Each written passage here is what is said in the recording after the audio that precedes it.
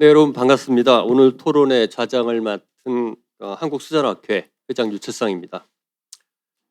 여러분도 잘 알고 계시는 것처럼 AI는 뭐 물 분야에 굉장히 큰 화두고 물 분야뿐만 아니라 뭐 전 산업 분야에 굉장히 큰 화두가 아닐 수 없습니다. 지구 온난화라고 하는 것이 전 산업 분야, 전 분야의 이제 화두인 것처럼 결국은 뭐 우리가 피할래 피할 수 없는 그냥 뭐 당면한 미래로 이미 결정된 것 같습니다. 이런 차에 AI가 이 물 관리 전반에 대해서 어떤 역할을 할 수 있을지, 뭐가 문제인지, 또는 여기 이제 국회에 모여 있는데 국회에서 어떤 역할을 할 수 있을지에 대한 그런 의견을 듣는 자리를 마련했습니다.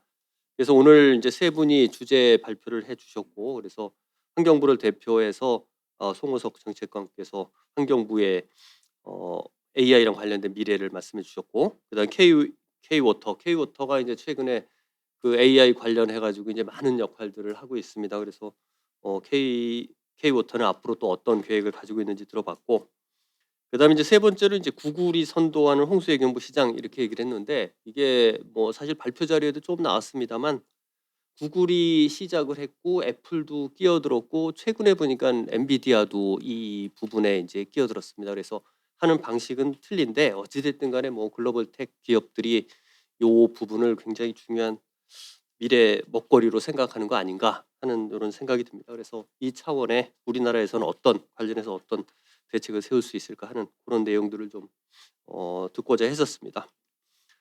이미 사실 아까 소개를 드렸었는데 오늘 총 5분의 토론자가 나오셨습니다. 그래서 아까 소개가 되긴 했지만 다시 한번 소개를 드리겠습니다. 먼저 대한상하수도학회 학회장이신 김두일 교수님 나오셨습니다.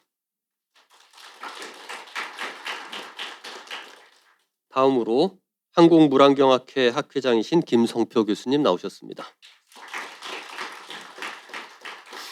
그다음 인하대학교 교수님이신 김영수 교수님 나오셨습니다. 그다음 금호공과대학교 노성진 교수님 나오셨습니다. 마지막으로 주식회사 BKT 대표를 맡고 계신 최문진 대표님 나오셨습니다. 제가 토론에 할당받은 시간이 1시간 정도 됩니다. 그래서 여기 토론자로 나오신 분들이 뒤에 사실 토론문을 이미 첨부하시기는 했지만 관련해 가지고 충분히 말씀하셔도 시간상 문제는 없을 것 같습니다. 제가 따로 뭐 정리하거나 요약하거나 하는 일은 하지 않고 여러분들께서 이제 토론을 해 주시면 그다음에 발표하신 오늘 세 분의 발제자들 요 분이 추가로 언급하실 내용이 있는지 없는지를 한번 여쭤보고 그다음에는 패널에서 의견을 좀 여쭙는 그런 형식으로 진행하도록 하겠습니다. 그럼 먼저 김두일 교수님께서 먼저 토론해 주시겠습니다. 예, 안녕하세요. 동국대 김두리입니다. 상하수도 학회장입니다.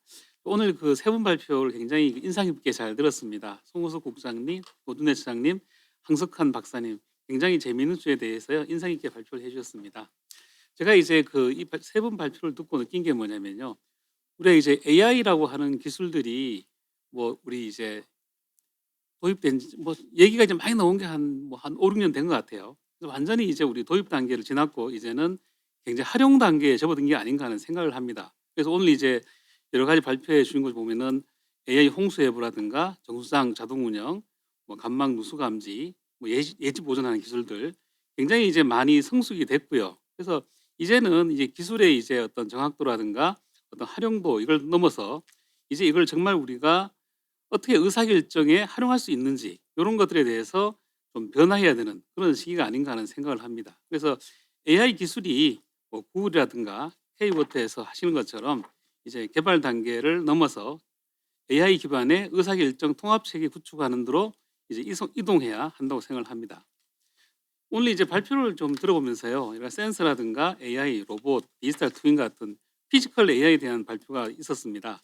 이런 것들이 이제 현장에서 구체적으로 검증되는 게 중요합니다. 그래서 지금은 뭐 효과가 좋다거나 정확도가 높다거나 이런 식으로 얘기를 많이 했는데요. 이제는 실제 현장에서 운영 효율이라든가 유지관리 비용이 구체로 얼마가 절감이 됐는지 이런 것들에 대해서 그 실력을 보여야 할 때라고 생각합니다. 예를 들어 가지고 뭐 누수를 자동 탐지했더니만 뭐 유수율이 뭐 5% 증가했다든가, 그다음에 에너지가 뭐 얼마 감소했다든가, 그다음에 예지 보전으로 사고가 얼마 감소했다든가, 그다음에 로봇을 이용해서 안전 사고가 완전히 제로했다든가 하는 이런 구체적인 양적 지표가 나와주는 게 중요하지 않은가 생각을 합니다. 그래서 이런 이제 그 양적 지표가 발전을 하게 되면은 이건 단순한 기술이 아니고 우리 재정 구조를 바꿀 수 있는 새로운 정책 수단이 될 수 있을 것이라고 생각을 합니다.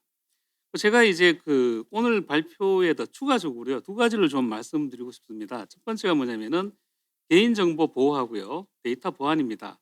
첫 번째 개인정보 보호 관련해 가지고요. 우리가 이제 AI를 활용을 하려고 하면은 많은 데이터를 우리가 확보를 해야 하는데 이게 개인정보보호법하고 상당히 좀 충돌이 됩니다. 물론 이제 개인정보 보호는 굉장히 중요합니다. 그렇지만 우리가 이제 AI 발전을 위해 가지고 데이터 보호는 이 개인정보는 원칙적으로 금지하고 있는데요. 예외적으로 허용하는 것도 필요하다는 생각을 합니다. 일종의 합법적인 우회 방법이 필요하지 않나 생각을 합니다. 우리나라 이제 개인정보 보호 체계는요, 원칙적으로 제한하고 명시적인 근거가 있을 때만 허용하는 구조입니다.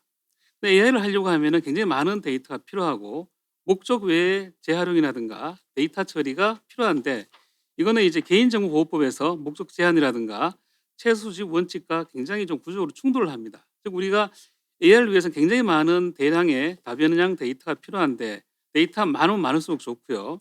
이 법은 최소한만 쓰라고 했기 때문에 근본 철학이 맞지 않습니다. 예를 들어 가지고 스마트 미터, 수도 계량기입니다. 수도 계량기 데이터를 이용하면 우리가 이제 가구별 사용량을 통해 가지고 개인 생활 패턴이라든가 시간대별 사용량을 통해서 뭐 거주 여부, 그다음에 가족 추정, 뭐 가족의 행동 패턴 이런 것들 우리가 파악해서 우리가 여러 가지 이제 유용하게 활용이 가능합니다. 그렇지만 이런 것들을 개인 정보 동의 없이는 학습 데이터로 활용이 어렵고 그다음에 대규모 수요 예측이라든가 이상 탐지 모델 구축도 제한되기 때문에 데이터 공유가 원칙적으로 불가능해 가지고 지자체 간 학습도 불가능합니다. 우리가 이제 그 AI 데이터를 전국적으로 통합해서 뭐 교육시키거나 활용할 수도 필요가 있는데 이런 것들이 이제 개인정보 보호라든가 또는 이런 그 개인정보 보호의 그 목적 제한 원칙에 의해서 굉장히 이제 활용이 좀 어렵게 되어 있습니다.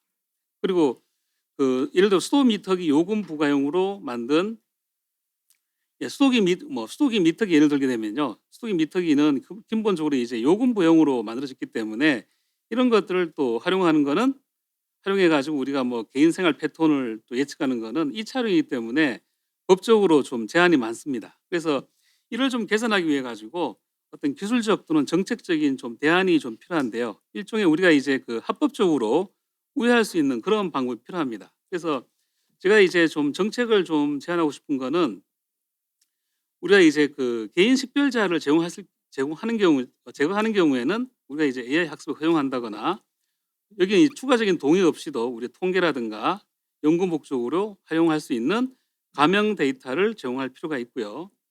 그다음에 이제 그 규제 특례 실증 사업으로 해가지고 이 공공 목적으로 이 데이터를 활용할 때는 어떤 샌드박스 제도를 활용할 수 있는 방안, 그리고 데이터를 가공하는 집계 또는 격자 데이터 처리 기술을 이용해서 가공된 데이터를 또 허용하는 방안. 예를 들어 가지고 개인 정보의 그 물 사용량은 좀 불법이지만 뭐 블록이라든가 간망이나 동단위의 물 사용량은 공개할 수 있는 방안. 이런 것들이 좀 돼야 될 것 같고요. 그리고 실제 이제 우리가 패턴 학습을 한 다음에 가상 데이터를 생성해 가지고 뭐 제공하는 기술도 필요할 것 같고요. 그다음에 뭐 공공 인프라라든가 AI 특례 조항을 신설해 가지고 이 공공 인프라 AI 데이터는 특히 재난이라든가 수자원, 상수도 분야에 쓰이는 경우에는 뭐 자동으로 허용해 주는 그런 방안도 좀 필요하지 않나 생각을 합니다. 그리고 이렇게 이게 이런 기능을 할 수 있는 누군가 이제 이런 걸 해주는 기관이 필요하거든요. 그러다 보니까 이런 것들을 해줄 수 있는 어떤 공공기관도 필요하지 않나 하는 생각을 합니다. 누군가는 좀 해줘야 되거든요. 이런 것들요. 그럼 두 번째가 데이터 보안입니다. 우리 정상 데이터는 이제 굉장히 국정원에 감시할 정도로 굉장히 국가적인 중요한 데이터입니다. 실제 가보면은 그렇게 뭐 중요한 데이터는 없거든요. 뭐 탁도라든가 이런 것들은 그렇게 중요한 데이터도 아니고 뭐 물 생산량 이런 것들은 상수 통계에 다 공개되는 자료이고 그렇지만 이게 그 정상 데이터이기 때문에 또 모든 것이 또 굉장히 그 데이터 보안에 묶여 있는 사항입니다. 그러다 보니까 이런 것들을 데이터를 활용할 수 없으니까 AI를 위해서 우리가 쓰기 되게 어렵고요. 그러다 보니까 우리가 AI를 쓰려고 하면은 뭐 클라우드라든가 서버를 통해서 이 데이터를 외부로 가져와야 되는데 원칙적으로 이런 데이터를 가져오는 게 굉장히 쉽지가 않다는 겁니다. 그래서 우리가 이제 그 국가 이제 법상 정상이 온갖 데이터, 뭐 유량이라든가 압력, 밸브 상태, 약품 투입, 공정 제어 로직, 뭐 배관 도면, 여러 가지 CCTV, 네트워크 이런 것들이 전부 다 이제 국가 중요 시설 이런 보안 정보로 구분이 돼 가지고요. 이런 것들을 이제 외부로 반출하거나 그다음에 클라우드에 업로드하는 게 원칙적으로 이제 금지되어 있습니다. 그러다 보니까 외부에서 이제 AI 교육을 하는 게 불가능해지고 특히 3학년이 공동으로 해야 되는데 이 데이터를 학교로 가져올 수 없으니까요.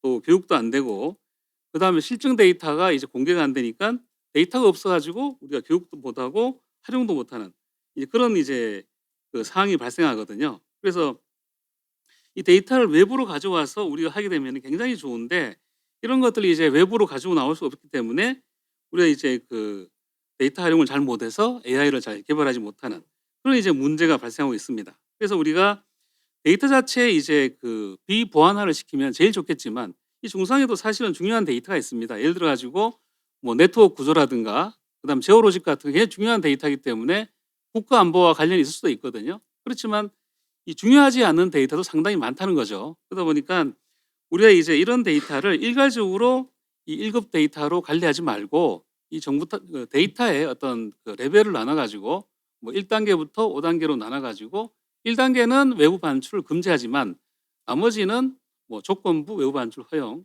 또 일부는 전부 다 또 외부에서 우리가 이제 쉽게 다운받아서 볼 수 있는 이런 상태로 이제 만드는 게 좀 중요하지 않나 하는 그런 생각을 좀 하고요. 사실 지금까지 이제 우리가 중상에서 알리고 싶지 않은 데이터가 좀 있긴 하지 않습니까? 뭐 여러 가지 뭐 법적으로 오버된 물질은 이런 것들을 좀 숨기기 위해서 데이터 보안이라는 제도를 많이 활용한 측면이 있는데요. 우리가 이제 개인의 알 권리 측면에서 우리가 이제 이런 수질 데이터라든가 이런 데이터는 오히려 공개하는 게 우리 이제 수도 발전을 위해서 도움이 되지 않나 하는 생각을 합니다. 그래서 이 중상에도 분명히 이제 그 보안 데이터가 있습니다. 이런 데이터는 우리가 이제 그 보안을 지켜가지고 활용할 수 있게 해야 되고요. 그렇지만 우리가 이제 보안 때문에 AI를 못한다고 생각하는 게 아니고 이 보안을 하면서 AI를 할 수 있는 구조를 만드는 게 중요하다고 생각을 하거든요. 그래서 우리가 이것을 위해 가지고 여러 가지 정책적인 또는 기술적인 대안을 고려할 필요가 있고요. 그래서 몇 가지 제가 제안하는 거는 일단 정상에서 굉장히 중요한 보안 데이터면은 정상 안에서 우리가 이제 AI 서버를 설치하고 우리가 그 AI를 활용해야 되거든요. 그래서 우리가 이제 그 정상 안에서 폐쇄된 어떤 데이터를 관리하는 어떤 내부 보안망 안에 뭐 AI 환경을 만들고 또 활용하는 그런 방안을 만들어야 되고요. 그러다 보면은 그 뭐 모델이라든가 AI 모델이라든가 코드 같은 게 이제 반출입이 돼야 되는데 이런 것들은 또 허용을 해주는 외부 유출이라든가 반입 허용해주는 이런 제도도 만들 필요가 있을 것 같습니다. 그리고 이게 뭐 국정원에서 관리할 중요한 데이터라고 하면은 국정원에서 뭐 책임을 지고 이 데이터를 관리하는 방안을 내놔야 되거든요. 국정원에서 아무것도 할 수 없다 이렇게 말하면 안 되고 국정원에서 AI를 관리하기 위해서 우리가 보안을 지키면서 AI를 할 수 있는 방안을 제시해 주겠다 이런 이제 방안을 제시해 줘야 되고요. 만약에 이게 안 될 경우에는 뭐 환경부 협력기관에 물관리 전용 보안 데이터 센터를 만든다거나 여기서 이제 철저하게 출입을 통제하고 망을 분리하고 뭐 로그 기록을 감시하고 연구자들이 이제 원격적으로 접속할 때 뭐 다운로드라든가 업로드를 못하게 하는 이런 조치가 필요하거든요. 이런 것들은 이미 금융이나 국방에서 하고 있기 때문에 이런 것들도 우리가 고려해 볼 필요가 있는 것 같습니다. 그리고 기술적으로도 이 데이터를 뭐 가명화시킨다거나 그 다음에 속성 정보를 일부 제공하면은 충분히 우리가 AI 교육에 활용할 수 있기 때문에 이런 것들을 이제 우리가 제공하는 그런 이제 방안도 필요합니다. 근데 이런 데이터들이 대부분 보면 초 단위로 만들어지는 경우가 많고 하기 때문에 이런 것들에 도 방대한 데이터를 관리하는 방안 이런 것들 필요하고요. 그리고 이제 그 속성을 좀 숨기는 그러니까 AI한테는 필요하지만 뭐 좀 어떻게 그 민감한 데이터라고 하면은 초 단위 데이터를 뭐 5분 가중 평균을 한다거나 뭐 좌표를 제거한다거나 뭐 설비 아이디를 없애버린다거나 또는 그 디지털 트윈을 써가지고 뭐 가상 데이터를 제공한다거나 이런 방식으로 우리가 이제 그 우회할 수 있는 방안이 있기 때문에 이런 것들에 대해서 우리가 검토를 하고 이런 것들을 좀 제공해야 우리가 이제 AI를 발전시킬 수 있는 환경이 만들어질 수 있지 않나 생각을 합니다. 그리고 마지막으로 AI 예측력이 예전보다 굉장히 높아졌습니다. 그래서 상당히 이제 신뢰할 수 있는 그런 이제 툴이 됐는데요. 이 문제가 뭐냐면은 AI는 책임을 안 지거든요. 결국 책임은 사람이 져야 되거든요. 그래서 이런 이제 그 책임은 사람이 져야 되기 때문에 우리의 이제 그 인력 양성이라든가 이런 부분에 대해서도 게을리하면 안 될 것 같고요. 특히 뭐 AI 인력뿐만 아니고 오퍼레이션 할 수 있는 그런 인력들, 그다음에 오퍼레이션뿐만 아니고 관리할 수 있는 메인터넌스 할 수 있는 그런 인력들도 많이 키워야 됩니다. 그래야 이제 책임질 수 있는 그런 사람이 양성이 될 것 같고요. 그리고 데이터를 뭐 국가가 통제하는 거 맞습니다. 그렇지만 맞는데 우리가 이제 너무 통제만 할 게 아니고 우리가 이제 그 민간한테 활용할 수 있는 그런 이제 방안을 만들어 주는 게 우리 AI 발전을 위해서 굉장히 중요하다고 생각을 하고요. 또 이런 것들이 이제 결과적으로는 국민의 안전이라든가 이런 것들을 국가가 보증하는 그런 이제 구조가 되지 않을까 하는 생각입니다. 네, 이상입니다. 감사합니다. 네, 감사합니다. 데이터의 활용 관련해 가지고 굉장히 다양한 말씀을 해주셨고, 뭐 정보 보호와 개인정보 보호법 또 관련해서도 뭐 말씀 많이 해주셨습니다. 그래서 이따 토론이 끝나면 그 송호섭 정책관님께서 그 기후부가 가지고 있는 뭐 생각이 있으시거나 아니면 토론으로 나온 내용에 대해서 어떤 의견이 있으시면 그때 말씀해 주시기 바랍니다. 그럼 두 번째 토론으로 김송표 한국물안경학회 회장님을 모시겠습니다. 네, 물안경학회장 김송표입니다. 김도일 교수님께서 되게 자세하게 말씀해 주셔서 저는 조금 어떻게 해야 될지 모르겠습니다. 일단 제가 오늘 발표를 듣고 좀 가졌던 거는 저희가 이제 AI가 변혁하는 미래 물관리라고 한다고 하면 결국은 저희가 이제 관점을 어떻게 볼 거냐라는 거고, 이게 아마 AI를 그냥 우리가 임의로 구분한다면 공공적인 AI와 어떤 민간의 AI로 좀 나눠봐야 되지 않을까라는 생각을 하고, 그럼 공공의 AI라는 것이 어떤 거라고 생각했을 때 아까 송 국장님께서 조금 힌트를 주신 것 같습니다. 무슨냐면 누구나 물복지에 관련된 AI가 아닐까라는 생각을 합니다. 그게 무슨 얘기냐면 여러 가지 측면이 있는데 결국은 AI를 활용해서 누구나 소외되지 않게끔 하는 거가 하나의 어떻게 보면 국가의 공공 AI의 하나의 속성이 아닐까라는 거거든요. 그 부분은 조금 저희가 가름말을 좀 터야 되지 않을까라는 생각을 합니다. 무슨 얘기냐면 민간에서 하는 AI는 아무래도 이익과 거기에 대한 어떤 발전이고 그런 부분이 있고, 우리가 공공적으로 보는 AI, 그러니까 예를 들어서 이런 겁니다. 아까 이제 K워터도 그 얘기를 많이 하시고 뭐 AI 정수장 얘기도 하지만 과연 이것이 정말 필요한 것이 우리가 광역 상수도인지 아니면 지방 상수도인지를 봐야 하는 거 아니냐는 거죠. 예를 들어서 인력도 없고 아니면 거기에 대한 어떤 자원도 없고 그런 곳에서 어떻게 보면 인력을 대체할 수 있는, 그러면서 퀄리티를 제공할 수 있는 어떤 AI 정수장이 니즈로 보면 더 중요한 거 아닌가라는 걸 한번 우리가 생각을 해봐야 되는 거 아니냐. 공공 AI로 우리가 본다고 하면 이제 그것이 이제 수자원공사가 해야 할지는 모르겠지만 우리가 공공 AI라고 생각을 한다면 더 필요한 곳에서 작동할 수 있게끔 만드는 AI도 있어야 한다고 생각을 합니다. 그런 부분이 있을 수 있고요. 그러면 거기에 대해서 실질적으로 뭐 아까 김도일 교수님께서 말씀하신 것처럼 뭐 책임의 문제도 있을 수도 있고 여러 가지가 있고, 저희 학교에서도 사실은 뭐 조금 첨언을 해서 한다면 이 AI를 뭔가 기존의 체계 안에 집어넣는다는 것이 지금 오늘 논의는 어떻게 보면 장밋빛에 대한 얘기를 좀 했는데 사실은 그 체계 안에 들어왔을 때 다양한 반응이 나올 거라고 생각을 합니다. 예를 들어서 이제 저희 학교에서도 AI를 가지고 교육이라는 얘기가 많이 나오고 있습니다. 그러면 이 AI를 교육했을 때 뭐 지금 뭐 챗GPT 뭐 이런 뭐 여러 가지 있는데 그럼 과연 이걸 어떻게 교육할 것이냐라는 부분이 있는 거죠. 그러면 챗GPT를 이용할 거냐, 이용하지 않을 거냐라는 거에서부터 이걸 이용해서 어떠한 해답을 얻거나 하는 교육 자체에서 불평등이 생길 수 있다는 겁니다. 무슨 얘기냐면 아까 황 박사님께서도 말씀하셨지만 기업에서 제공하는 어떤 AI의 어느 서비스 자체는 유료 서비스일 경우와 무료 서비스일 경우에 따른 그 답의 차이가 근본적으로 차이가 납니다. 그럼 예를 들어서 학교에서 어떤 교육을 시스템을 썼을 때 누구는 더 비싼 AI 거를 쓰고 누구는 값싼 AI를 썼을 때 실제로 이거에 대한 어떤 답이 실제로 배우는 것보다 중간에 들어오는 AI의 개입으로 인해서 퀄리티가 달라질 수 있다는 거죠. 그래서 저희 학교에서는 그 부분을 사실은 고민을 하고 이게 사용할지 안 할지 모르지만 AI에 학교에서 사용할 수 있는 AI를 만드는 거를 고민하고 실질적으로 만들었어요. 무슨 얘기냐면 똑같은 퀄리티에 있는 AI에 대한 답을 얻을 수 있는, 그렇다고 해서 AI를 무시할 수는 없으니까 학생들한테 그렇다고 안 가르치는 안 되니까 그러면 어떠한 그 자체적으로 공용적으로 써서 그거를 실질적으로 어떠한 비슷한 수준의 값을 얻을 수 있는 그런 걸 개발하는 거를 했습니다. 무슨 얘기냐? 왜 갑자기 이 얘기를 하냐면 공공 AI라고 하는 것도 어떻게 보면 그 부분을 우리가 나중에는 주목해야 되지 않을까?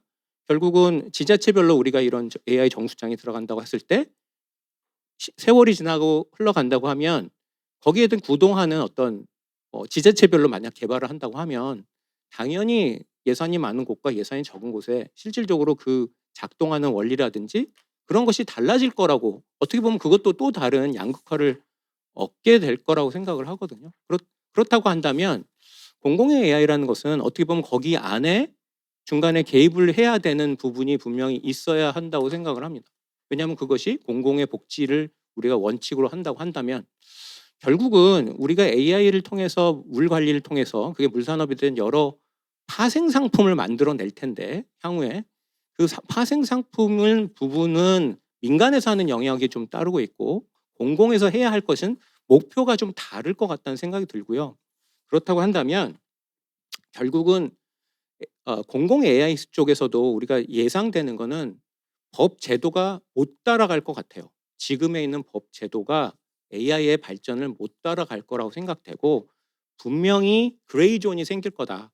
회색 지대가 분명히 많이 생길 거라고 생각을 하고, 그 얘기는 뭐냐면 법의 잣대에 의해서 뭔가 판단하기보다는 이제는 결국 그 구성원의 이해관계자들의 합의가 더 중요해지는 시절이 올 것 저는 그런 생각이 듭니다. 그래서 법 체계보다 결국은 거버넌스에서 이거를 활용했을 때 어느 정도 하는 거에 대해서 합의하는 형태가 갖춰지는 것이 결국은 이러한 문제들에 대한 기술과 정책에 대해서 더 중요한 역할을 하고, 그게 유역이 되든 아니면 그 지역이 되든 그런 식의 어떤 특성에 따라서 작동하는 식의 것이 받쳐져야 아마도 큰 문제 없이 공공적 AI가 진행되지 않을까, 그런 생각을 한번 해봤습니다.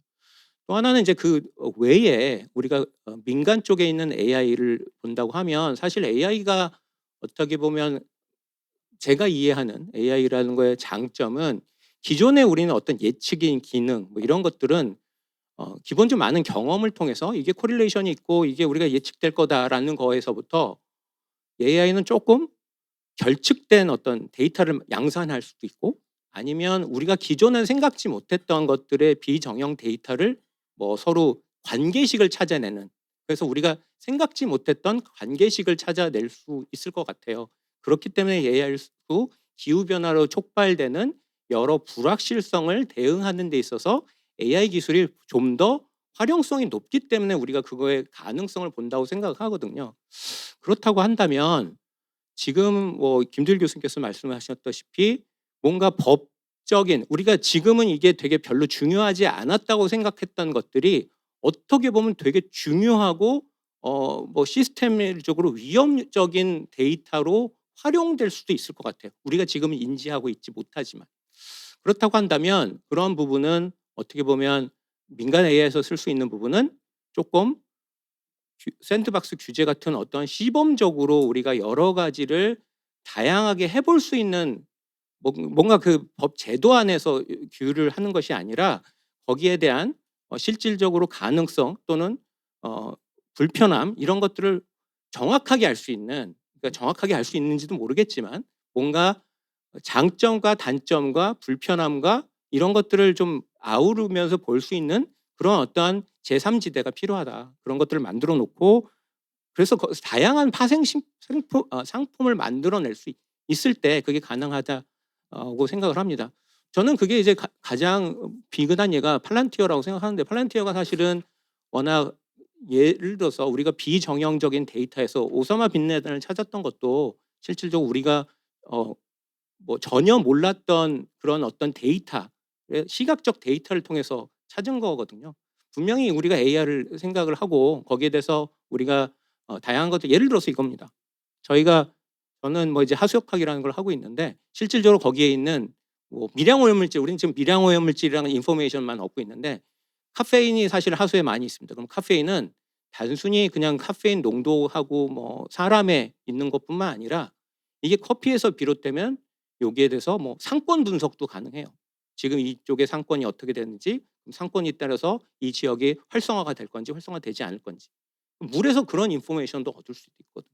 그러면 그거 가지고 우리가 실질적으로 뭐 거기 지역에 있는 시장 평가를 한다든지 뭐 이러한 쪽에 그게 또 활용도 가능합니다.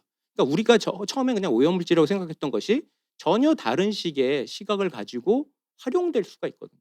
이제 그런 것처럼 이러한 파생 상품이 일어날 수 있는 부분을 열어놔줘야 된다. 그래야 실질적으로 뭐 뒤에서도 말씀드리겠지만 다양한 물산업, 우리가 그냥 이거가 물산업이다 해서 물산업 통계를 만들지만 어떻게 보면 미래에는 그거보다 거기 외에 있는 기타적인 물산업에 있는 것들이 더 많은 부가가치를 만들 수 있을 거라고 생각을 하거든요. 이제는, 향후에는.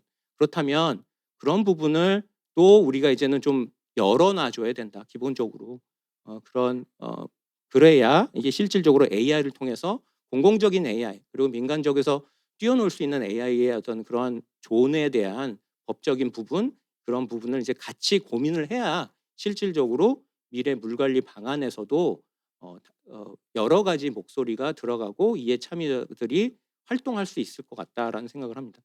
이상입니다. 네, 감사합니다. 여러 가지 이제 말씀을 해주셨는데 특히 이제 공공 부분에서의 AI와 민간 부분에서의 AI가 좀 다를 수 있구나 하는, 특히 물복지 차원에서의 말씀도 해주셨습니다. 그래서 K-워터에서는 그런 측면으로 보면 사실 발표해 주신 내용이 어찌 보면 이제 민간의 그 특성을 많이 가지고 있는 건데, 공공적인 측면에서는 어떤 혹시 계획이 가지고 있으시다면 그 관련해서 조금 이따 말씀해 주시면 좋겠습니다. 자, 다음으로 인하대학교 김영수 교수님께 토론을 부탁드리겠습니다.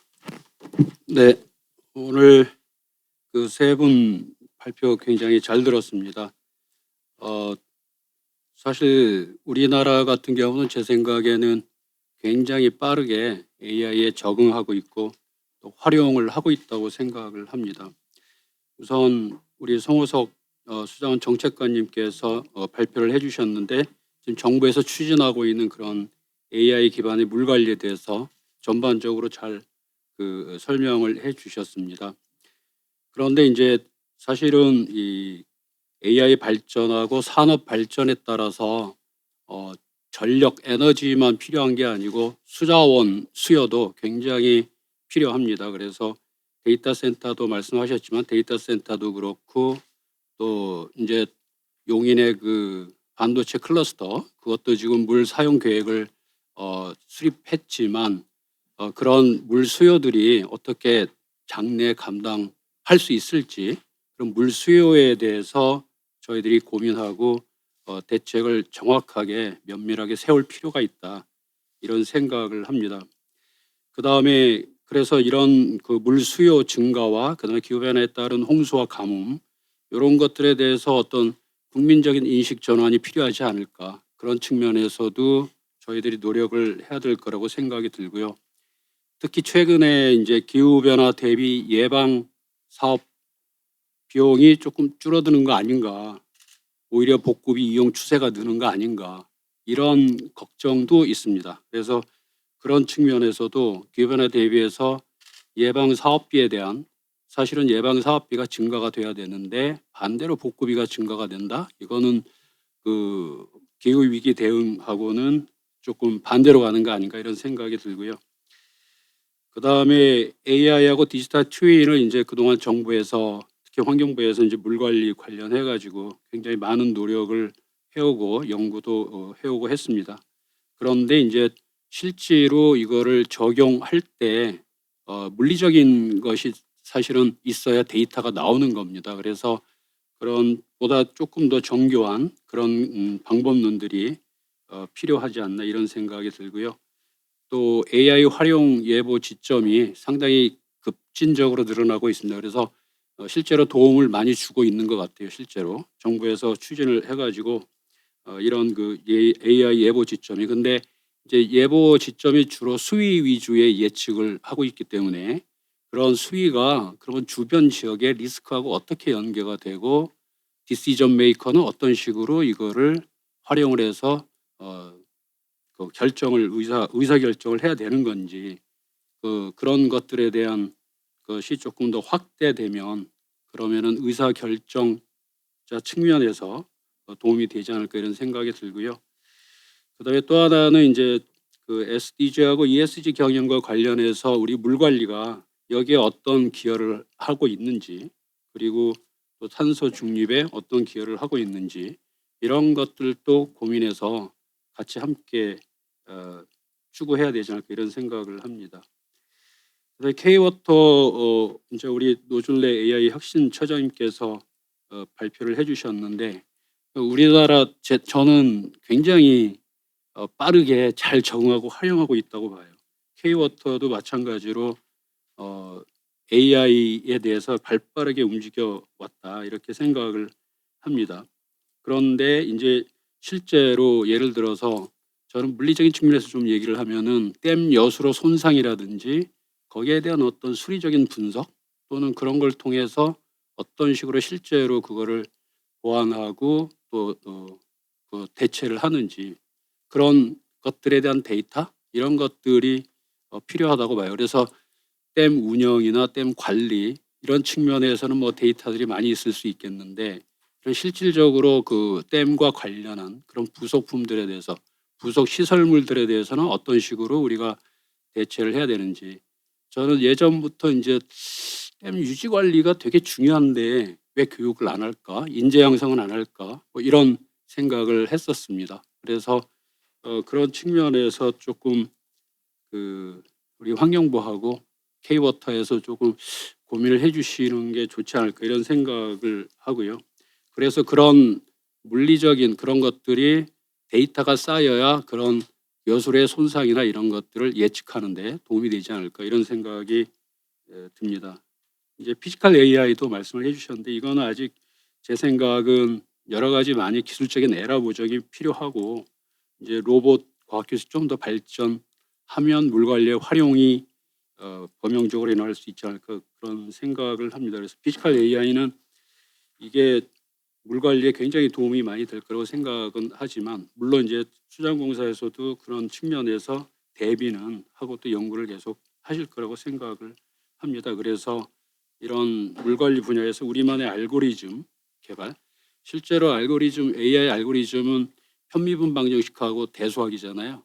그래서 편미분 방정식하고 대수학인데 거기에 대한 우리는 지금 AI를 툴로만 활용을 하고 있죠. 그러니까 우리가 AI를 툴로만 활용하는 것보다 또 우리가 만약에 퍼스트 무버로 나가려면 그런 데에 대한 그 교육도 필요하다. 이런 생각을 합니다. 그다음에 이제 우리 그 K워터는 뭐 아주 적응 능력도 좋고 잠재력이 풍부하다고 생각을 합니다. 그래서 앞으로 잘 하실 거라고 생각이 들고요.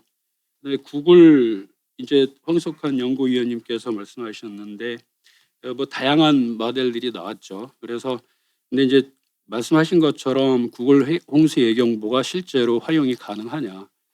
현재는 여러 가지 제약 조건도 말씀하셨지만 그런 측면에서는 현재는 순수하게 그렇지만 미래에는 이것도 가능하지 않을까? 그러니까 예를 들어서 우리가 하천의 그 수심 이런 것들을 아주 그냥 대규모로 범용적으로 데이터를 생산할 수 있냐?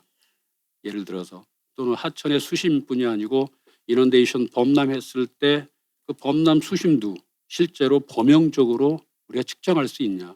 그런 측면에서는 향후에 라이다 측량이나 이런 거 하면은 지금 수심 라이다 측량을 연구 개발하고 있거든요. 그래서 20년대 초반부터 거기에 대한 그 연구들을 하고 있어요. 물하는 사람하고 뭐 측량하는 사람들이. 그래서 그런 측면에서 그런 것들이 범용적으로 데이터가 활용이 된다면 가능한 날도 올 수 있겠다. 다만 국가마다 또 지역마다 여러 가지 정보를 밝히지 않는 그런 한계, 물론 국가마다 지금 정보를 다 주려고 하고 있지 않는 데도 많이 있거든요. 자기네들이 숨기고 싶은 정보는 컴퓨터에 연결돼 않은 그런 시대라고 지금 생각이 들어요. 그래서 그런 정보들을 다 지금 갖고 있을 수는 없지만 그래도 어느 정도는 그런 범용적인 데이터들이 나온다면 가능할 수도 있겠다 이런 생각이 들고요. 그 다음에 이제 실제로 그런 AI 기술을 발전하기 위해서는 뭐 딥시크도 마찬가지지만 그 자본하고 그다음에 인프라하고 하드웨어하고 그다음에 어떤 그 법적인 거하고 민간 그런 그 경계 이런 것들이 굉장히 필요하다고 봅니다. 그래서 딥시크도 지금 개발은 됐지만 하드웨어나 인프라 측면에서 못해가지고 못하고 있거든요. 미국이나 이런 데처럼. 그래서 그런 측면에서도 저희들이 고민을 좀 해야 되겠다 이런 생각을 합니다. 네, 감사합니다. 네, 감사합니다. 김ing수 교수님. 김ing수 교수님께 세 분 발제자에 대한 그 코멘트를 다 주셨어요. 그래서 이따가 그 토론 다 끝나면 그 관련해서 하실 말씀 있는 경우에 조금씩 첨언해 주시면 감사하겠습니다. 그럼 다음으로 노성진 금호공대 교수님께 토론을 부탁드리도록 하겠습니다. 네, 안녕하세요. 금호공대에서 수자원에 대해서 가르치고 연구하고 있는 노성진입니다.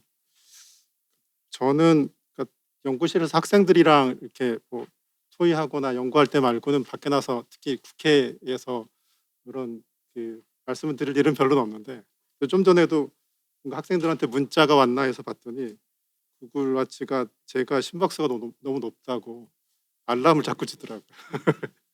근데 그럼에도 불구하고 저를 불러주신 이유는 제가 AI 기술을 수자원 해석이나 제가 요즘에 특히 관심을 가지고 연구하는 분야가 이제 도시 홍수 해석인데 이런 도시 홍수 재해 분야에 적용할 때 연구자로서 느끼는 어떤 한계 혹은 제도적 그 부분에서 보완돼야 될 부분에 대해서 의견을 달라라고 하는 뜻으로 저는 받아들여서 좀 말씀을 드리겠습니다. 오늘 그 세 분 발표해 주셨는데 물 관리의 모든 분야에서 이제 AI가 본격적으로 적용되고 있는 것 같습니다. 그 이제 수준이나 뭐 이런 부분에서는 좀 차이가 있고 아직 가야 될 길이 멀긴 하지만 이제 그 방향은 이제 돌이킬 수 없는 상황이라고 저는 생각을 합니다.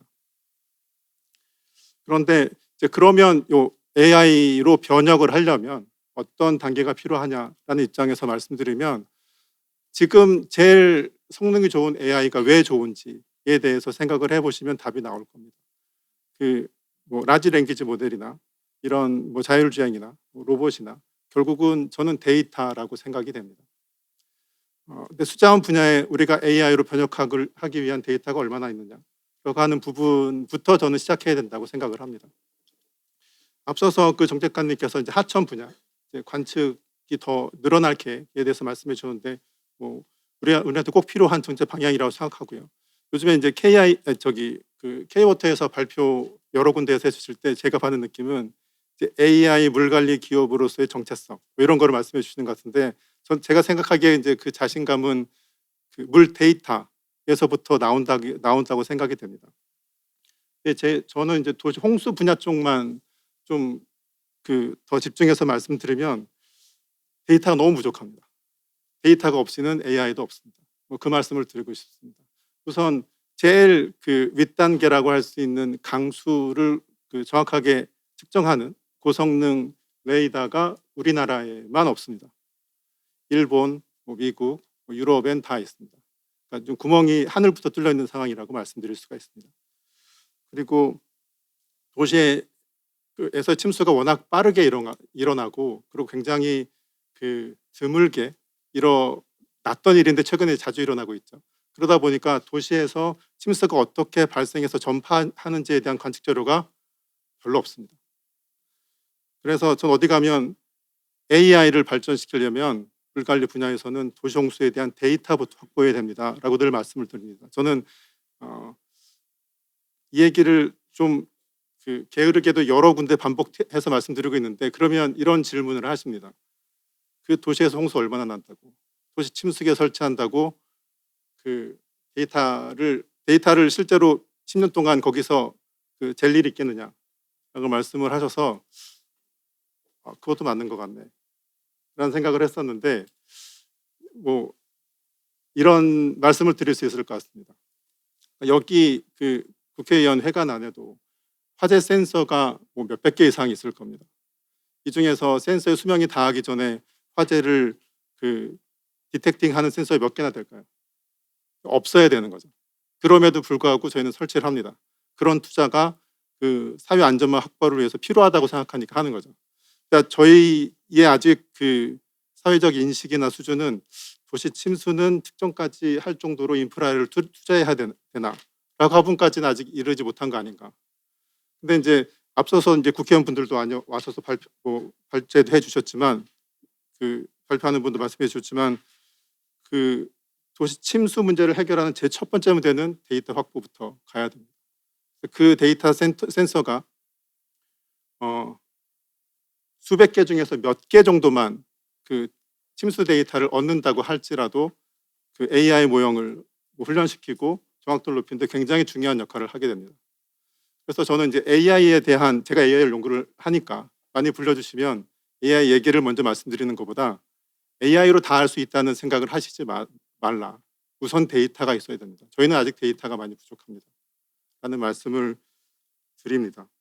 그리고 앞서서 데이터의 보안이나 공공재 활용에 대해서 말씀을 해주셨는데, 데이터를 수집하는 것도 중요하지만 AI가 잘 쓸 수 있도록 만들어줘야 됩니다. 저는 핵심은 그거라고 생각합니다. 아까 정수 데이터 말씀해 주셨는데, 우리나라에서 우수광거 데이터도 보안 데이터입니다. 그리고 고해상도 지형 데이터도 보안 데이터입니다. 그래서 국회에서 이런 말씀 드렸는지 모르겠지만 이제 어둠의 영역에서 연구를 해야 됩니다. 굉장히 그레이한 영역들이 있습니다. 저는 차라리 미국에서의 우수광거 데이터들이나 고해상도 1m나 그 이하의 데이터들은 자유롭게 다운로드 받아서 제 AI 모형을 훈련시키는 데 사용할 수가 있습니다. 우리나라는 아직 아닙니다. 저는 이 부분이 일종의 수제 분야에서의 코리아 디스카운트라고 생각을 하고 있습니다. 이 부분이 해결돼야 물 관리 부분에서의 AI 기술도 더 개선될 수 있을 거다라고 말씀을 드리고요. 그 다음에 AI를 결국 해석하고 활용하는 건 사람인데, 이제 이건 결국 이제 제가 해야 되는 부분이긴 합니다. 그런데 이제 우리나라에서 AI를 강조하면 어떤 일이 일어난다고 저는 느꼈냐면, AI가 중요하니까 AI 학과를 만듭니다. 거기서 뭔가 AI에 대한 걸 다 하도록 합니다. 결국은 모든 분야에서 AI를 써야 되는데, 학과를 만들면 해결될 걸로 학교나 저는 여기서 얘기할지 모르겠지만 정책적으로 이렇게 진행되는 것 같습니다. 근데 모든 도메인, 특히 수자원의 모든 도메인에서 AI를 쓸 수 있는 교육이나 정책적 지원이 있어야 된다. 그런 부분은 최근에 K워터나 한국연구재단에서 그런 AI 특화된 교육에 대해서 지원을 하고 계신데 좀 더 확장됐으면 좋겠다라는 말씀을 드리겠습니다. 여기까지 말씀드리겠습니다. 네, 감사합니다. 특히 도시 홍수 관련해 가지고 데이터가 없다는 말씀을 해주셨고, 저도 사실 많이 동의하는 부분입니다.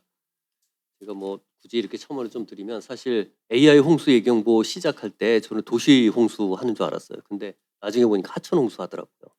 그래서 야, 이거는 좀 문제가 있구나 그렇게 생각을 했었는데, 어찌됐든 간에 기후부에서 이렇게 자랑하는 AI 홍수 예경보지만 사실 과거의 패턴에서 조금 늘어난 거고, 아주 절대적으로 필요한 부분이 쏙 빠졌다는 데에서 좀 안타까움을 느낍니다. 요 관련된 내용도 있다 토론하실 때 하실 말씀 있으시면 토론 끝나고 조금 언급해 주시면 감사하겠습니다. 그 다음에 그럼 오늘 토론의 마지막으로 최문진 대표님께서 토론해 주시겠습니다. 네, 안녕하십니까. 부강테크 최문진입니다.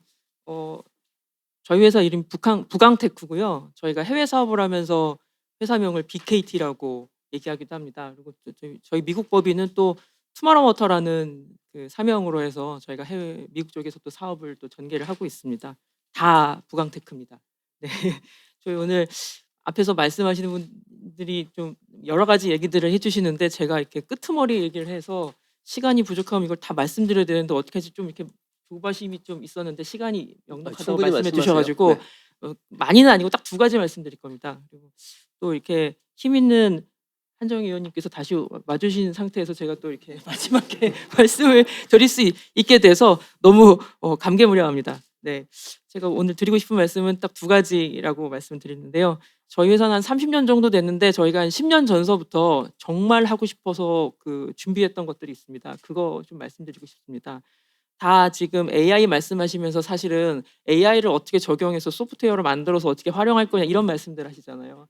저희는 사실은 물기업 입장에서 사실은 AI가 되기 위한 인프라, 그러니까 하드웨어에 대한 부분이 먼저가 돼야 되지 않냐 이 말씀을 좀 오늘 좀 드리고 싶습니다. 그래서 그게 되면 사실은 어떤 그 AI 베이스로 된 어떤 그 진짜 AI화된 전환이 될 수 있지 않을까, 변혁이 될 수 있지 않을까 이 말씀 이렇게 생각을 하고 있고요. 제가 드리고 싶은 말씀은 그래서 AI 시대 물 인프라 전환 전략이라고 제가 타이틀을 잡고 두 가지인데요. 하나는 첫 번째는 하수 처리장, 특히 노후화된 하수 처리장하고 그 데이터 센터를 같이 연계해서 복합 개발하는 방안을 갔으면 좋겠다가 첫 번째 얘기고, 두 번째는 AI 기반의 설계 운영 시스템으로 가자. 이 두 가지입니다. 그래서 먼저 첫 번째 거를 말씀드리면요.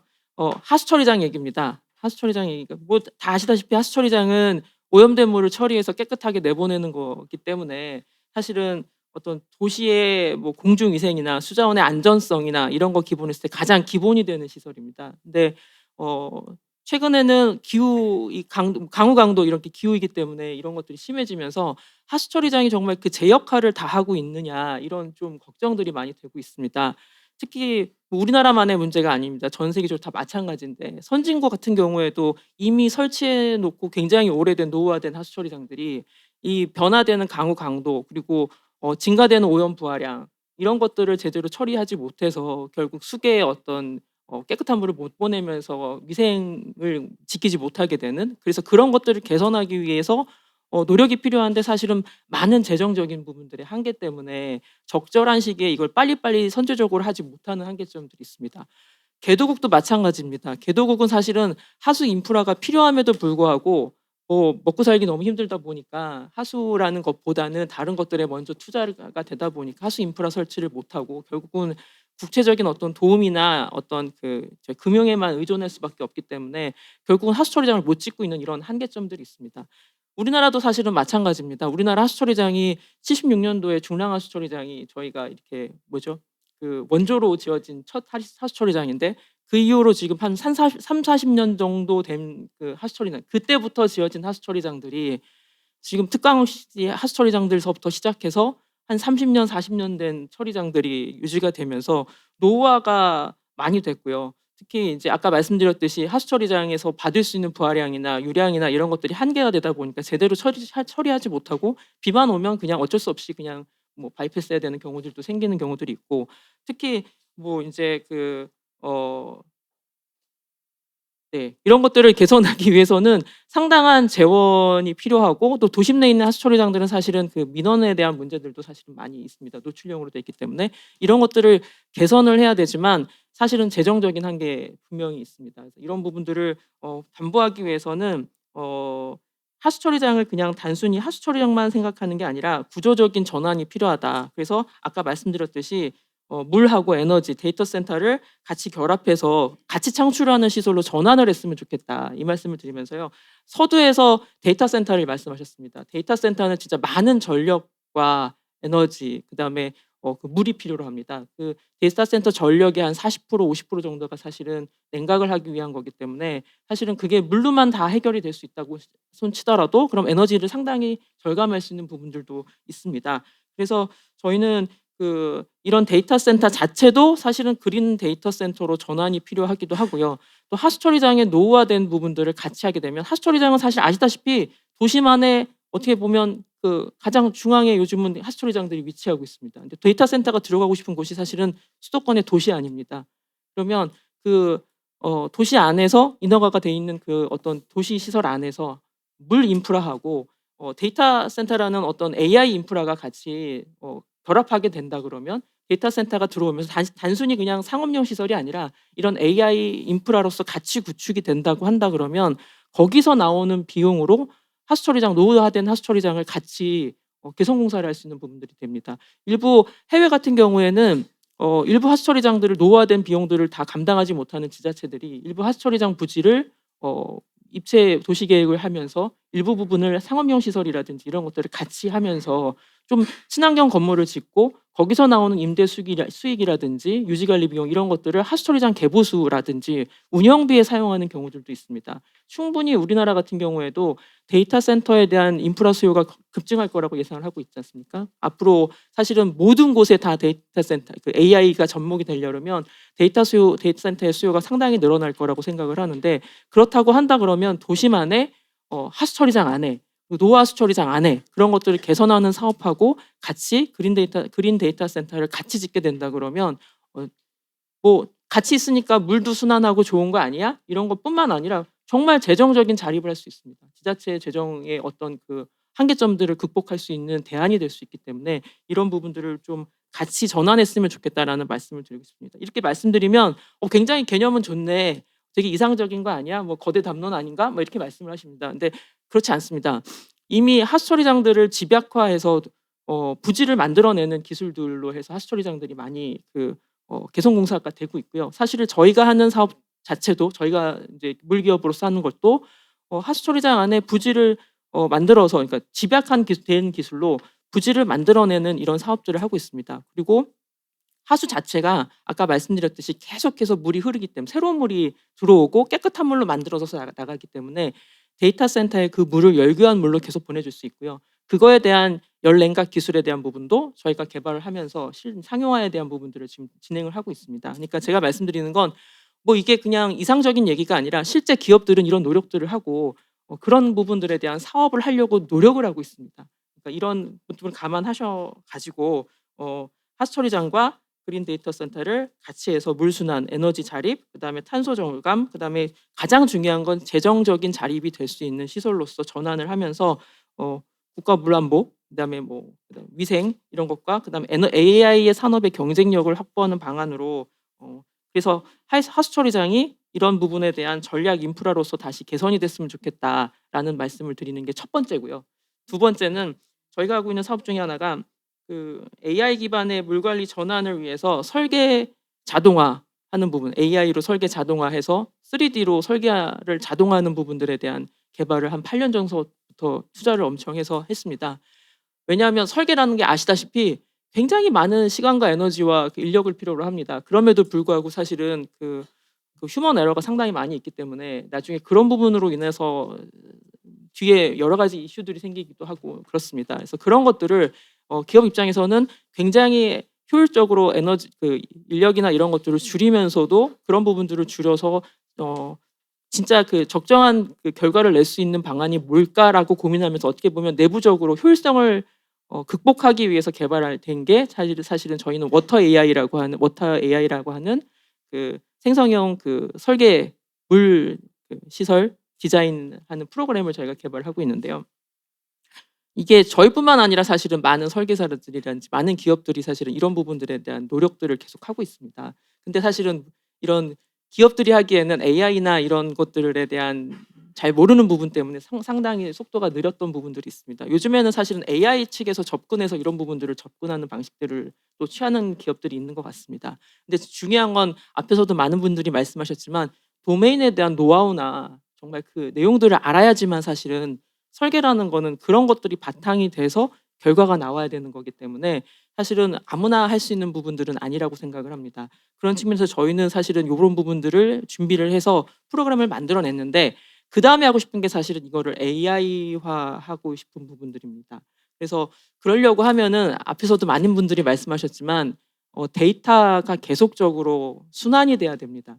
근데 사실은 아까 제가 정말 저도 부러운데 K워터 같은 경우에는 많은 데이터를 확보하고 있기 때문에 그런 부분들을 자율조직을 하실 수 있지만 그 하수처리장 같은 경우에는 저희가 아무리 이런 프로그램을 만들고 3D로 설계를 하고 그런 것들을 데이터를 구조화해서 만들어 온다는 손 치더라도 실제 그게 돼서 돌아가는 데이터들을 확보하는 건 상당히 어려운 부분들이 있습니다.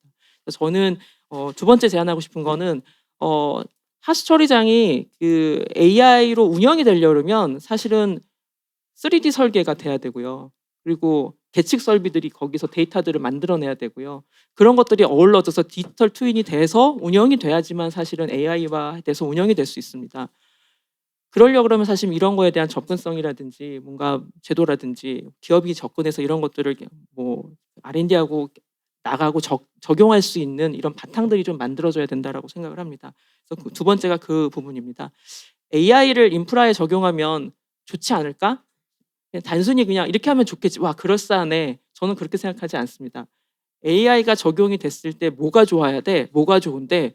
그럼 정말 하수 인프라나 이런 인프라 시설들이 재정적으로 훨씬 더 자립이 될 수 있고 경제적일 수 있어 라고 얘기하면 자연스럽게 그쪽으로 흘러갈 수 있고 기업들도 앞다퉈 할 수 있고 수용하는 고객들도 당연히 그걸 수용해서 할 수 있다고 생각을 합니다.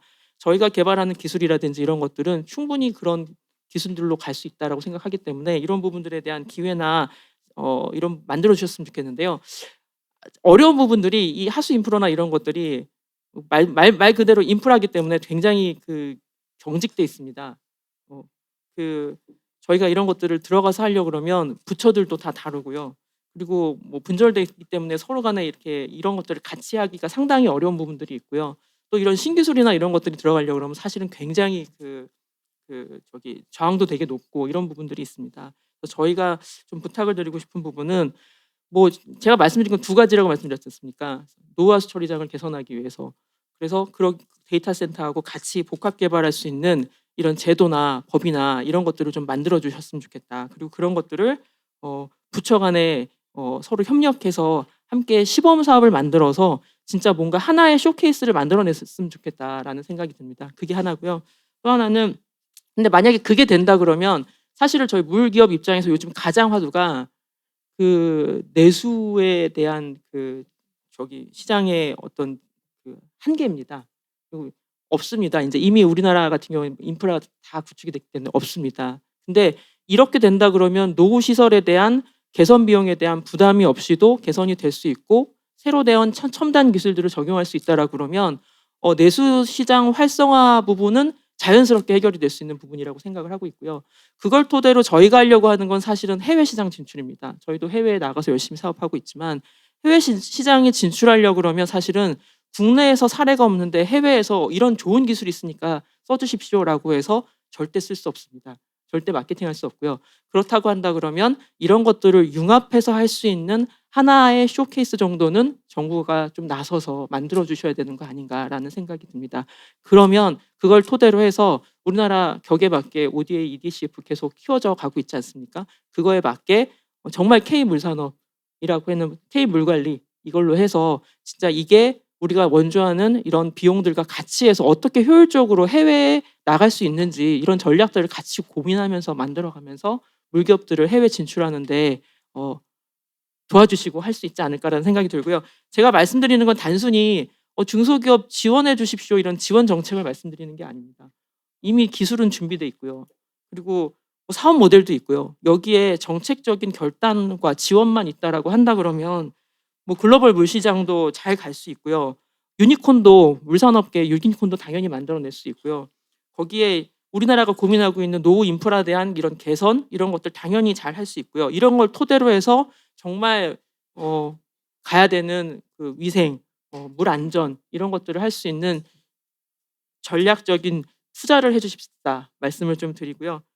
다시 말씀드리면 하수처리장은 비용을 써야 되는 시설이 아닙니다. 이제는 하수처리장이 이런 것들이 다 융합이 되면 돈을 버는 시설이 될 수 있습니다. 이 돈을 버는 시설로 해외에 나가서 열심히 돈 벌어올 수 있도록 하겠습니다. 감사합니다. 네, 감사합니다. 굉장히 간절한 토론이셨습니다. 사실 올해 그 주요 설계사들 보면 AI의 화두가 없는 회사들이 없어요. 그러니까 거의 대부분 다 AI랑 관련된 부서 만들고 교육시키고 그다음에 실제로 AI를 어떻게 접목할 것인가에 대한 거 있고요. 그래서 지금 말씀하신 것처럼 이제 그런 게 굉장히 되고 있죠. 작년 강릉 강업 때 사실 워러믹스라는 그 키워드가 한참 했는데 그게 은근슬쩍 사라졌어요, 사실은. 그래서 하수도 분야에서는 하수처리장에서는 그거로 해서 하수제 이용을 어떤 식으로 할 것이냐가 굉장히 중요한 이슈인데 왜 다시 그게 안 떠오를까 하는 사실은 그런 좀 아쉬움이 있고요. K워터가 가지고 있는 가장 큰 장점은 그 K워터 자체로 많은 시설들을 확보하고 있어서 개발된 기술을 실증할 수 있다는 겁니다. 그래서 안타깝게도 하수도 분야는 그게 잘 안 되는 아주 결정적인 문제가 있죠. 그래서 말씀하신 것처럼 실증을 해서 사례를 만들어야 되는데 그걸 못하고 있는 큰 문제점이 있습니다. 그래서 이런 부분도 빨리 해소되었으면 하는 간절한 바람입니다. 그러면 이제 5분의 토론 요 정도로 마치도록 하고요. 간단하게 발제자분들께서 하실 말씀 있으면 뭐 길게 얘기 안 하셔도 되고 간단하게 좀 한 말씀씩 해 주시기 바랍니다. 저기 여러 가지 좋은 의견을 주셔서 감사하고요. 그런데 이제 한꺼번에 다 종합해서 정리해서 말씀드리긴 쉽지 않은데 일단은 저기 김두일 회장님하고 노성진 교수님은 이제 데이터나 개인정보 보호 이런 쪽에 좀 중점을 두셔서 말씀하신 것 같아요.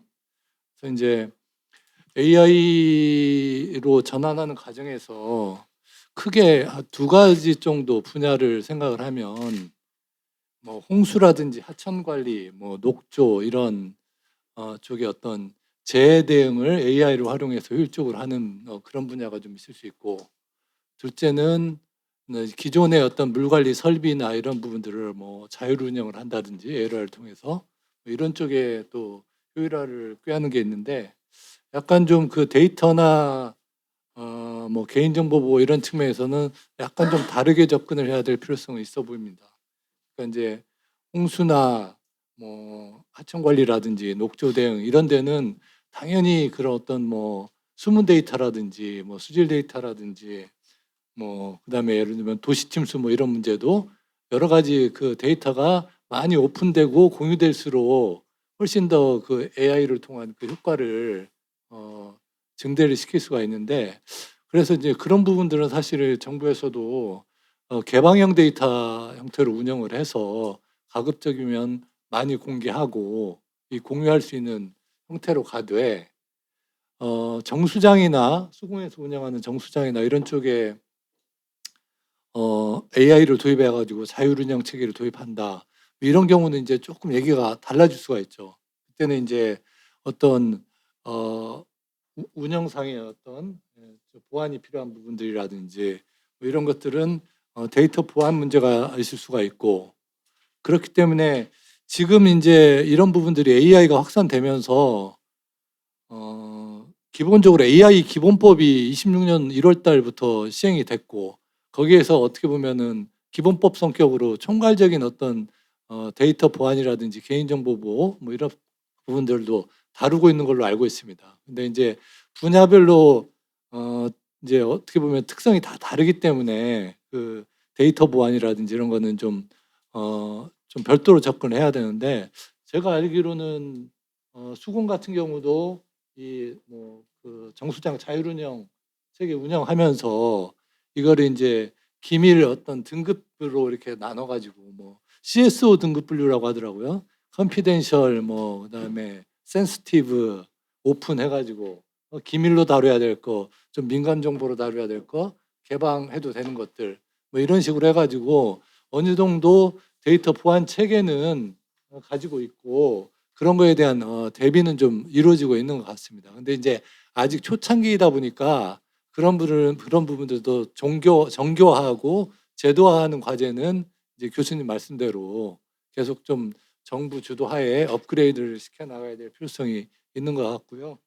그리고 노성진 교수님 말씀대로 전반적으로 어떤 홍수 대책이나 이런 쪽, 그다음에 뭐 도시 침수 대책 이런 쪽에 그 AI를 활용하는데 좀 여러 가지 기여를 하고 싶으면 당연히 어떤 기본 어떤 수문 데이터라든지 각종 정부가 보유하고 있는 데이터를 좀 공유할 수 있는 그런 기회가 많아져야 되기 때문에 그런 부분들은 저희들이 충분히 인식을 하고 좀 개방 데이터로 확대해서 관리할 수 있는 방안을 좀 검토를 하겠습니다. 그리고 김영수 교수님이 이제 뭐 이거 뭐 심각한 문제적인 아닌 것 같은데 여러 가지 이제 AI 뭐 관련해 가지고 물 수요 이제 앞으로 계속 늘어나고 이러면 이제 대책 세우고 이럴 때 뭐 기존에 이제 노후 관로로 인한 어떤 물 수요 누수라든지 이런 것들도 사실 많은 영향을 미치는데 그런 것까지 뭐 단순히 AI 데이터 센터의 물 수요 이렇게 보이는 거 외에도 많은 것들이 있다. 이런 부분은 충분히 좋은 지적이라고 생각을 하고 정부에서도 그런 부분까지 충분히 고려해서 물 수요 산정이나 이런 부분에 충분히 좀 고려를 하도록 그렇게 노력을 하겠습니다. 그리고 또 예방 사업비가 사실은 그 복구 사업비보다 더 선제적으로 많이 투입이 돼야 되는데 그게 오히려 거꾸로 되는 측면들이 사고가 나고 나서 처리를 하는 그런 것들이 이제 문제가 되는데 사실 AI를 도입을 해가지고 가장 큰 성과는 사고를 줄이는 거거든요. 근데 또 아이러니한 게 사고가 나는 건 항상 뉴스가 되지만 사고가 예방했다는 건 뉴스가 안 되거든요. 그렇기 때문에 그런 부분에 사실은 어떤 투자 유인이 적고 그런 문제가 있는데 이런 부분들도 충분히 인지를 해서 이런 것도 홍보를 해서 사고 예방 효과, AI를 도입했을 때 사고 예방 효과 이런 것들이 충분히 어떤 재정 당국이나 이런 쪽에도 전달이 되어서 이런 부분들이 반영이 될 수 있도록 노력을 하겠습니다. 그리고 또 최문진 대표님께서 말씀하신 노후 하수 처리장 같은 경우를 데이터 센터의 어떤 물수요 이런 것들하고 좀 결합을 해갖고 새로운 사업 모델을 하는 거는 굉장히 좋은 아이디어인 것 같습니다. 근데 이제 데이터 센터 규모가 이제 워낙 그 대규모화하다 보니까 하수 처리장에서 이렇게 충분한 부지 확보가 될 수 있는지 이런 부분은 살짝 의문이 들긴 하지만 그게 이제 또 거기에 맞는 또 어떤 사업 모델들이 있을 테니까 그런 부분들은 저희들이 좀 고민해가지고 이런 부분들은 우리 또 관련 부서에 한번 이런 게 상당히 좀 아이디어로 좋은 것 같으니까 한번 사업 제안해보는 형태로 제가 전달을 하도록 이렇게 하겠습니다. 예, 뭐 이 정도로. 예. 예. 저는 한 3가지 정도는 제가 답변해야 될 것 같아서 최대한 간략하게 말씀드리겠습니다. 김성표 회장님 말씀하신 2가지 중에 첫 번째 AI 정수장이 광역에 더 필요한지 지방에 더 필요한지 말씀해 주셨는데 아까 제가 이제 발표한 내용 중에 AI 정수장을 왜 개발했는지에 대해서 설명을 드리면서 정수장의 효율적 운영과 함께 비상시에 대응 능력을 확보하기 위해서 개발했다는 말씀을 드렸고요. 그 2가지 측면에서 광역 정수장뿐만이 아니라 지방 정수장에도 충분히 적용을 고려할 만한 의미가 있다고 판단돼서 그걸로 제가 답변을 드리도록 하겠습니다. 그리고 2번째 공공의 AI 이것은 이제 데이터에 관련된 문제라고 생각하고요. 이거는 노성진 교수님이 말씀하셨던 그 데이터 문제하고 저는 연동된다고 생각합니다. 왜 그런가 하면 사실 좀 공공 데이터를 외부에 개방하는 문제는 이미 과기부, 행안부를 중심으로 해서 굉장한 데이터를 개방을 하고 있고요. 물론 그게 아마 실질적으로 어떤 기술을 개발하는 민간 기업의 입장에서는 부족한 점이 분명히 있을 겁니다. 그런 노력이 충분히 같이 병행되어야 될 것은 틀림이 없지만 아마도 제 생각에는 그러한 각 부처나 기관별로 개방하고 있는 데이터를 가지고 어떤 기술을 개발하는 제 생각에는 한계가 있을 겁니다. 이건 제가 왜 말씀을 드리냐면 우리가 보통 사일로라고 하잖아요. 우리 수자원공사에도 예를 들면 아까 말씀드렸던 것처럼 수자원, 수도, 에너지, 도시 이런 식으로 각각의 사업 영역이 있는데 거기서 생산한 데이터를 같이 함께 쓰는 데 굉장히 한계가 있습니다. 그런 한계가 있어서 저희가 지금 이제 AI 시대를 준비하면서 아까 잠깐 말씀드렸던 것처럼 AI 플랫폼을 구축을 하면서 제가 가장 신경을 많이 쓰고 있는 게 온톨로지 구축이에요. 말씀드렸던 것처럼 수자원 데이터, 수도 데이터 같이 묶어가지고 쓰는데 굉장히 어려움이 있습니다. 잘 안 돼요. 그러니까 왜 그러냐면 팔란티어라는 기업이 AI가 만들어지기 전에 걔네들이 가장 먼저 한 게 온톨로지 구축한 거였는데 그게 관련된 데이터를 다 가지고 얘가 어떤 의미를 가지고 어떤 연관성이 있는지를 만드는 거였어요. 그리고 나서 이제 AI가 만들어지고 나서 얘들이 거의 이제 빛을 지금 발하고 있는 거고요. 지금 현재 그 상태로는 같이 쓸 수 있는 데이터도 분명히 있겠지만 공공 데이터를 다 같이 쓰는데 굉장히 어려움이 있을 겁니다. 제가 수자원 수도 데이터를 같이 쓸 수 있는데 한계가 있다는 말씀을 드린 게 이제 그런 측면이고 같은 회사에서 만든 데이터도 그럴 어려움이 있는데 하물며 다른 기관에서 만들어 데이터는 당연히 그런 어려움이 많이 있겠죠. 그래서 그런 부분을 어떻게 해소할지에 대해서 좀 고민을 해야 될 필요성이 있겠다라고 좀 판단이 들고요. 그다음에 김영수 교수님 말씀하셨던 그 댐 시설물의 그 유지 관리 관련된 내용에 대해서는 저희가 구체적으로 말씀을 안 드렸지만 아까 우리 송 국장님이 발표하신 자료에 보면 댐 안전 플랫폼이라는 것을 만들어서 지금 드론이라든지 어떤 그 피지컬 AI를 써가지고 점검하고 모니터링해서 그 데이터를 지금 쌓아 나가고 있는 것을 하고 있습니다. 그게 이제 사람이 아까 이제 예를 들면 뭐 댐 요수로 같은 거 사람이 가서 점검하고 이렇게 하는데 굉장히 어려움이 있거든요. 그래서 그런 데이터를 쌓아서 AI를 통해서 이 구조물에 어떤 문제점이 있는지 이런 거를 파악을 해서 사전적으로 대응할 수 있는 이런 체계를 좀 만들어 나가고 있고요. 사실은 저희가 이제 이 수도 시설물에 대한 이거 이제 자산관리 체계라고 저희는 이제 부르는데 이런 걸 구축한 지는 이제 꽤 오래됐습니다. 그래서 광역 상수도에 대해서는 이미 이제 자산관리 체계를 거의 다 지금 구축해 나가고 있는 상황인데요. 댐은 댐체 자체가 굉장히 큰 덩어리로 이렇게 구조화가 되어 있어서 수도 시설처럼 그걸 잘게 쪼개가지고 각 파트별로 어떤 문제가 있는지를 분석하는 데 사실 조금 어려움이 있습니다. 그래서 그런 것들을 개발하는데 조금 더 시간이 좀 걸리고 있고 여하튼 그럼에도 불구하고 저희가 그러한 노력을 통해서 그런 체계를 만들어 나가고 있다는 말씀을 드리겠습니다. 이상입니다. 네, 감사합니다. 홍석훈 박사님 뭐 하실 말씀 있으십니까? 예, 저는 일단 질문을 주시면 답변은 잘하는데요. 제가 뭔가를 새로 말씀드려야 되는 측면에서 정확히 정리를 못했지만 그래도 이제 오늘 공통적으로 말씀해주신 부분에서 좀 느낀 간략하게 좀 말씀드리겠습니다. 뭐냐면 발제자니까 어찌됐든 제 생각을 말씀을 드렸는데 그것들에 대해서 좋은 의견을 많이 주셨습니다. 근데 확실히 AI가 저희 쪽에 들어오면서 좋아진 거라고 생각을 한다면 어느 정도의 어떤 벽은 많이 허물어진 것 같아요. 그러니까 뭐냐면 기관 간, 정부, 민간, 공공과 민간 간, 그러니까 다들 쭉 똑똑해지셨거든요. 그러니까 예전에는 어느 특정 전문 분야, 공공 분야, 국가 이런 쪽에서 얘기하면 상당히 제한적인 그런 정보들만 저희가 활용을 할 수 있었기 때문에 별로 관심도 없었고 들어도 이해를 잘 못했는데 최근에는 제가 무르를 하지만 도로 쪽 얘기를 들어도 어느 정도는 제가 해석을 할 수 있을 정도 그런 AI가 그런 긍정적인 면들을 만들어준 것 같고요.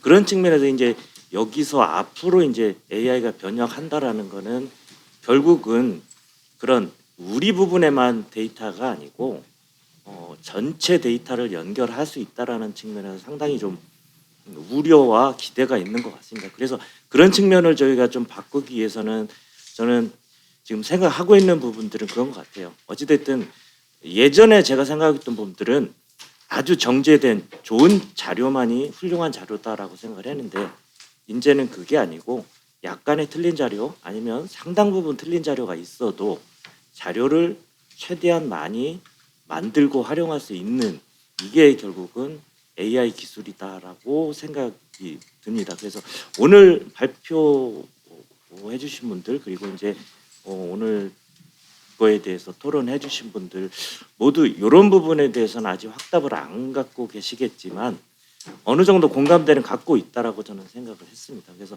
그런 부분에 대해서 저희 또 연구 부분에서 해결할 수 있도록 최선의 노력을 좀 다해보도록 하겠습니다. 이상입니다. 네, 감사합니다. 오랫동안 기다리셨는데 혹시 그 여기 참석해 주신 분들 중에 뭐 코멘트 있으시거나 질의 있으시면 네, 먼저 손 드셨어요. 연수대학교 명예교수 조원철입니다. 오늘 잘 들었습니다. 요즘 AI 뭐 갓난애도 AI 그런다고 그러는데 AI의 가장 큰 장점이 여러분 다 아실 겁니다.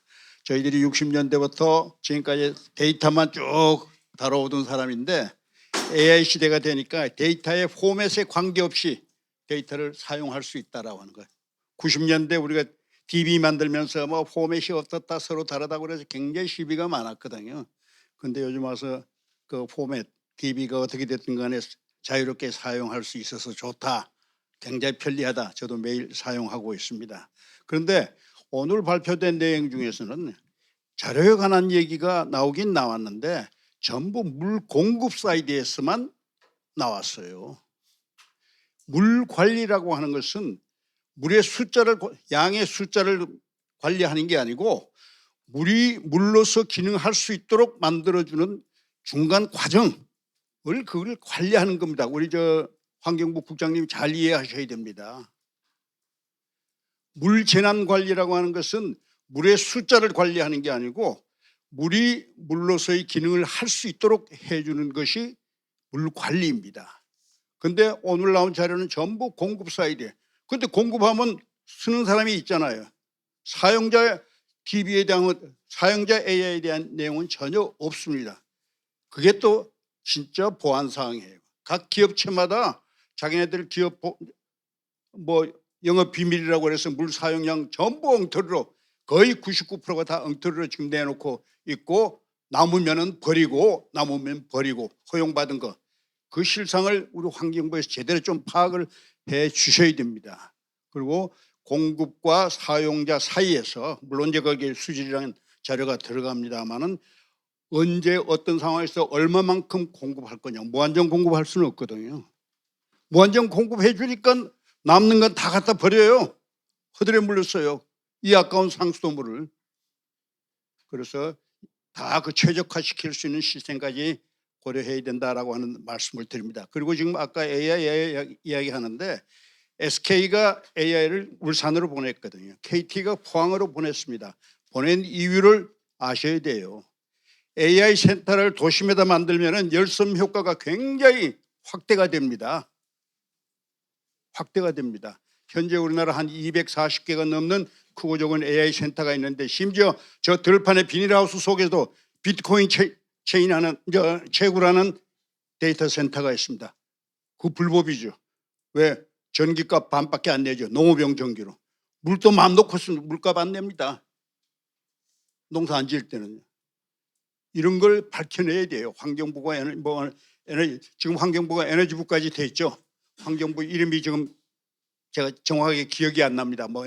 잠깐 길게 돼 있더라고요, 영역에. 자, 이거 우리 좀 구체적으로 알아야 되고 아까 이제 강릉 사태 이야기가 나오는데 제가 한 말씀만 마지막으로 드릴게요. 강릉 사태의 물 부족 사태의 핵심을 전부 오봉댐 저수지 물 내려간 것만 이야기합니다. 여러분 그 참 안이한 생각으로 판단하는 거거든요. 우리 환경부에서 다 그렇게 판단하고 있습니다. 그 저수지가 내려갈 때까지 작년 3월 달까지 강릉시가 그렇게 되리라고 예측하는 데는 아무도 없습니다. 구글 아니라 어느 기후 모델 가지고도 예측을 안 했습니다. 못했어요. 그래서 바라기로는 우리 226개 시군구가 있는데 시군구 단위로 뭐 영어로는 이제 로컬 거버먼트 유닛이니까 LGU라고 그러죠. 시군구 단위로 물 가용성, 물수지 분석하고는 다릅니다. 물 가용성을 분석할 수 있는 모델을 환경부든지 수자원공사든지 어디든지 연구하시는 분들이 좀 만들어 주셔가지고 문제가 되는 현장에서 해결하자. 이게 대한민국 전체 놓고 이야기하지 마세요. 소양댐의 물을 현실로는 전라남도 또는 경상남도로 가져갈 수가 없어요.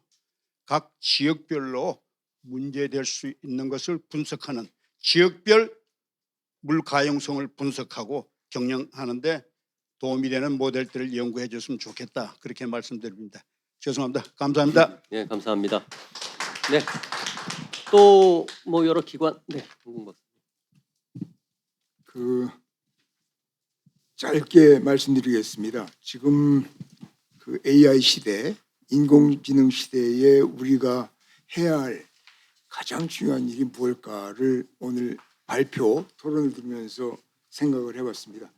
데이터 없이 AI가 없다 하는 건 사실이죠.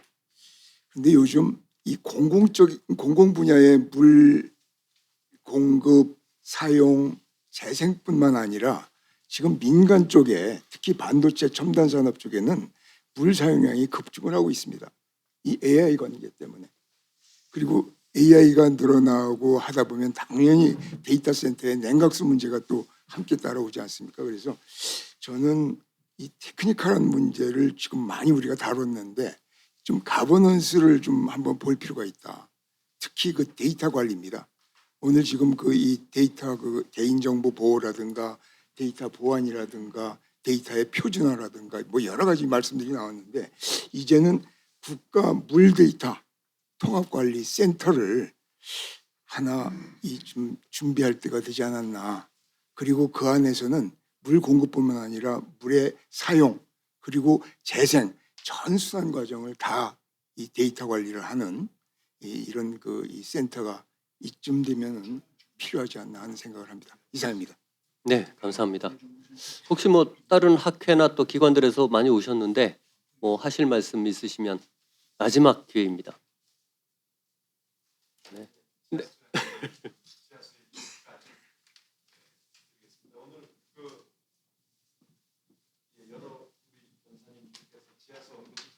조금씩 하셨는데요.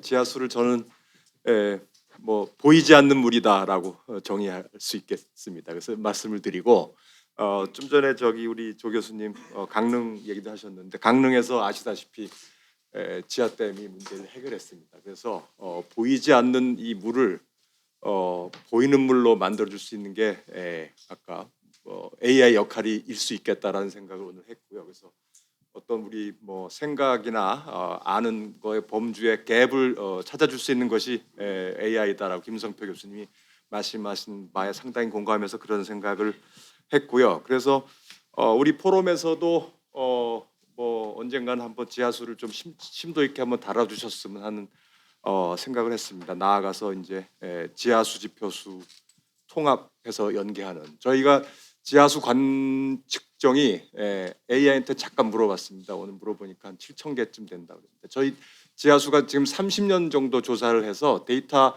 지하수 데이터는 아까 홍수 데이터 이런 것들이 좀 지표수가 좀 뭐 좋은 데이터들이 없다고 그랬는데 저희는 지하수의 측정은 좀 쉽습니다. 비교적 쉽기 때문에 데이터 축적이 상당히 잘 돼 있습니다. 그래서 그 전체적으로 이렇게 그 통합할 수 있는 그런 기회를 만들었으면 좋겠다라는 말씀을 드리고 마지막으로는 아까 데이터 센터라는 생각도 그 아주 비슷하게 좀 했습니다. 그래서 아까 구글 얘기를 들으면서 아직도 제가 개념은 뭐 잘 안 서 있는데 뭐 sovereign AI라는 단어가 떠올랐습니다. 그래서 그런 것에 비슷한 정확하게 개념도 저는 없습니다. 근데 그 구글에 의존하지 않는 우리만의 그런 어떤 물 관리, 우리나라가 그래도 이 그 작은 이런 지금 국토 안에서 그 여러 가지 형태의 그 물 사이클과 물 존재 형태에 대한 데이터가 상당히 많습니다. 산업, 농업,